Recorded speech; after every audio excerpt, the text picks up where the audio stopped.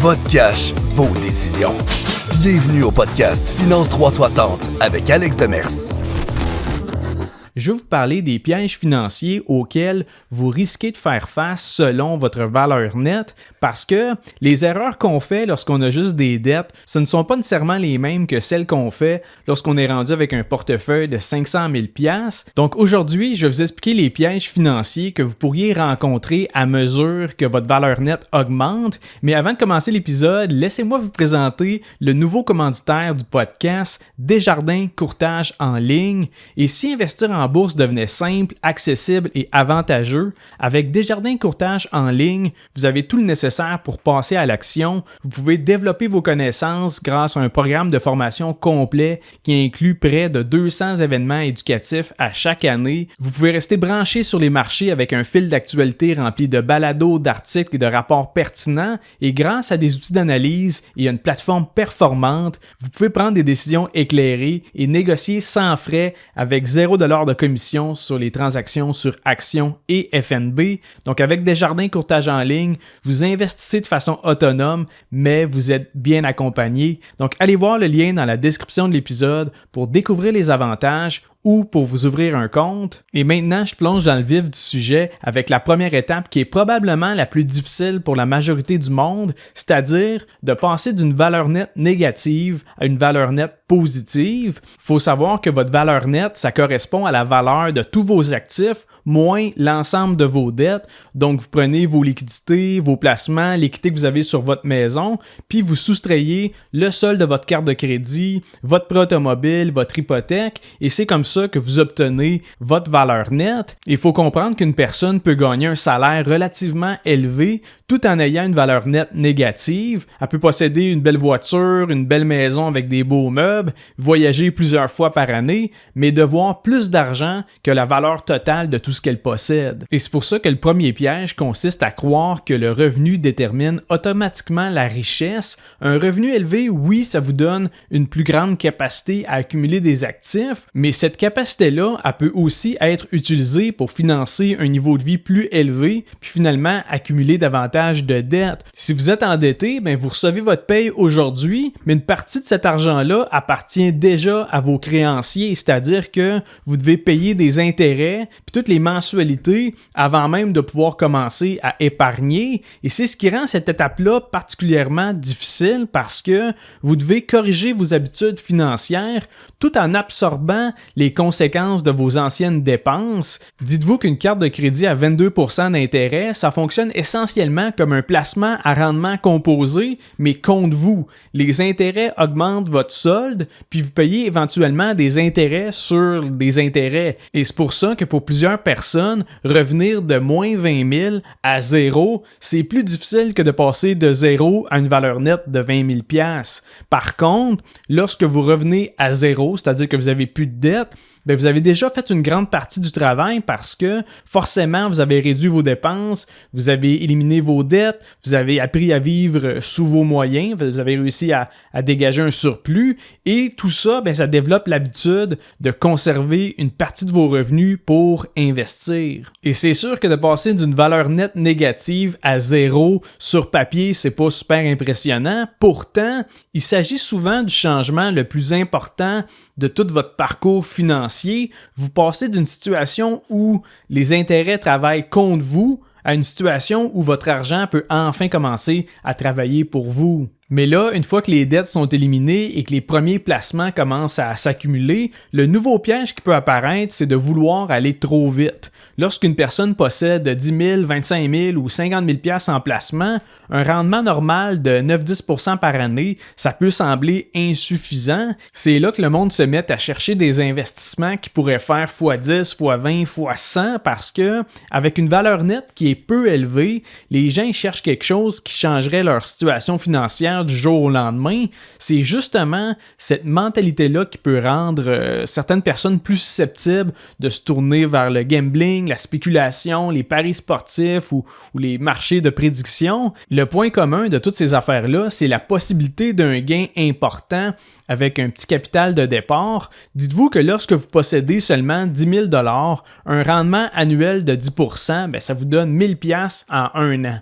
versus si vous avez la possibilité de doubler votre argent en une seule transaction, nécessairement la deuxième possibilité apparaît plus intéressante, même si la probabilité de perdre une partie importante du capital est beaucoup plus élevée. Et le problème vient surtout du fait qu'il y a une confusion entre ce qui est excitant versus ce qui est efficace, et le désir d'obtenir un rendement spectaculaire, ça peut aussi mener à de la surconcentration. Par exemple, quelqu'un pourrait placer 50% de ses investissements dans une seule entreprise parce qu'il est convaincu que cette business-là représente une opportunité incroyable. À ce moment-là, la performance du portefeuille dépend essentiellement du succès de cette compagnie-là. Avoir 50% de son portefeuille dans un seul titre, ça signifie qu'une baisse de 30% sur cette action-là, ça réduit la valeur totale du portefeuille de 15%, même si tous les autres placements restent stables. Donc oui, la concentration, ça peut créer beaucoup de richesse lorsque l'analyse est bonne et que tous les événements tournent en votre faveur, mais si ça marche pas, ça peut aussi retarder votre progression de plusieurs années. Et c'est là qu'il y a du monde qui vont me répondre qu'ils peuvent se permettre de prendre plus de risques parce qu'ils sont plus jeunes, mais ce n'est pas vraiment ça la bonne réflexion, dans le sens que oui, un horizon de placement plus long, ça permet effectivement de tolérer davantage de volatilité, plus de fluctuations, mais le fait que tu n'aies pas besoin de fonds à court terme, ça ne transforme pas une mauvaise décision en opportunité d'investissement. Et sinon, lorsque vos placements dépassent 100 000 $, la situation commence un peu à changer parce que un rendement de 10%, ça représente maintenant 10 000 $.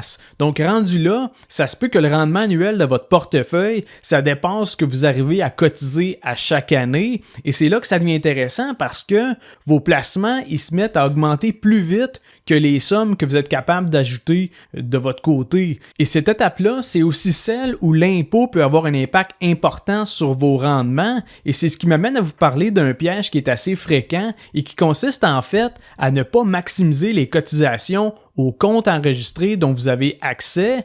Et je vous dis ça parce que je reçois souvent des messages sur Facebook de gens qui me demandent si c'est plus avantageux fiscalement d'aller créer un holding pour nos investissements. Tout d'abord, je tiens à préciser que je ne suis pas un conseiller financier, encore moins un fiscaliste, mais je me permets de vous dire que dans la majorité des cas, la première étape est simple. Vous remplissez votre CELI, CELIAP, REER, R3A et compagnie. C'est là où c'est le plus avantageux fiscalement au départ. Et l'autre chose à considérer, c'est surtout la nature des investissements que vous allez faire à l'intérieur de ces comptes-là. Juste pour vous donner un exemple, il faut savoir qu'il y a une retenue d'impôt de 15% qui se fait automatiquement sur les dividendes US. En fait, il y a juste le REER qui vous permet d'éviter la retenue d'impôt sur les dividendes d'actions américaines. Donc ça, c'est une chose à savoir là, parce que si vous avez le choix d'investir dans des actions américaines, soit dans votre CELI ou REER, il faut savoir que si la compagnie verse des dividendes élevés, dans ce cas-là, vous seriez peut-être mieux de prioriser le REER. Évidemment, il y a d'autres choses qui rentrent en compte, mais c'est un exemple parmi tant d'autres. Mais bref, choisissez le bon compte selon vos objectifs, vos revenus actuels, votre horizon de placement et le type d'investissement que vous voulez détenir. Sinon, une fois que vous avez atteint vos plafonds de cotisation et que vous n'avez pas le choix d'investir via un compte non enregistré, le piège à éviter, c'est surtout d'acheter des titres ou des FNB qui versent des revenus élevés. Il faut savoir que les revenus de placement comme les distributions, les intérêts et les dividendes, ils sont imposés à chaque année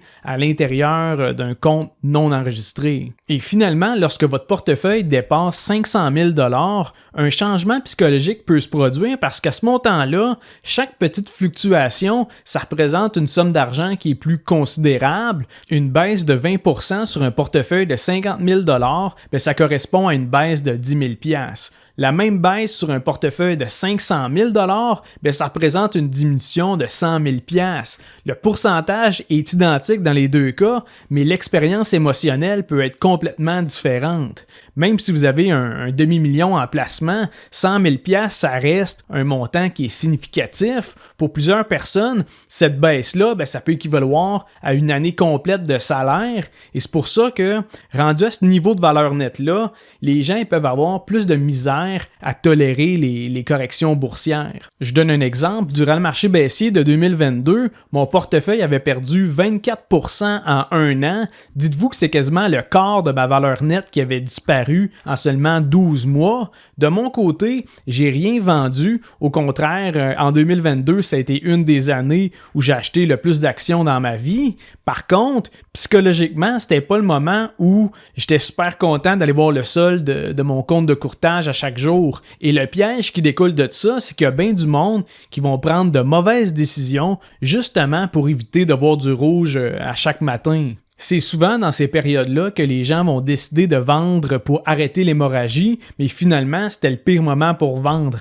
À la place, ils auraient dû acheter à des prix plus bas, mais c'est sûr qu'après coup, c'est toujours facile à dire, mais quand t'es dedans en live, c'est là que tu vois la vraie tolérance au risque des gens, parce que ben franchement, c'est pas trop difficile de faire du stock picking quand le marché est en hausse puis que toutes les actions montent. Par contre, quand on a des corrections comme en 2025, en 2022 ou en 2020, là, tout d'un coup, il y a une couple d'investisseurs autonomes qui se mettent à paniquer, mais tout ça pour dire que la solution pour éviter de vendre au pire moment, c'est souvent d'avoir une plus grande diversification. Et c'est pour ça que pour la vaste majorité du monde, l'approche la plus facile, c'est de détenir des parts d'un fonds tout en un qui donne une exposition au marché américain, canadien, international et émergent.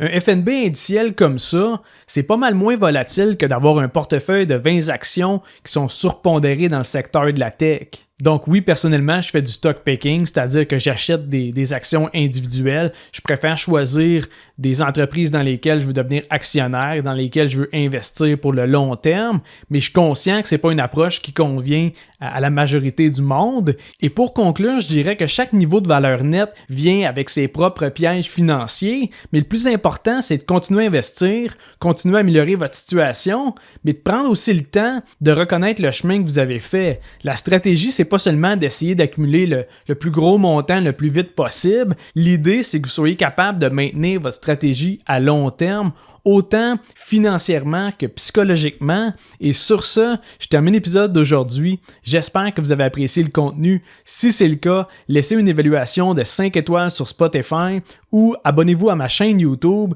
et on se revoit mardi prochain pour un autre épisode de Finance 360.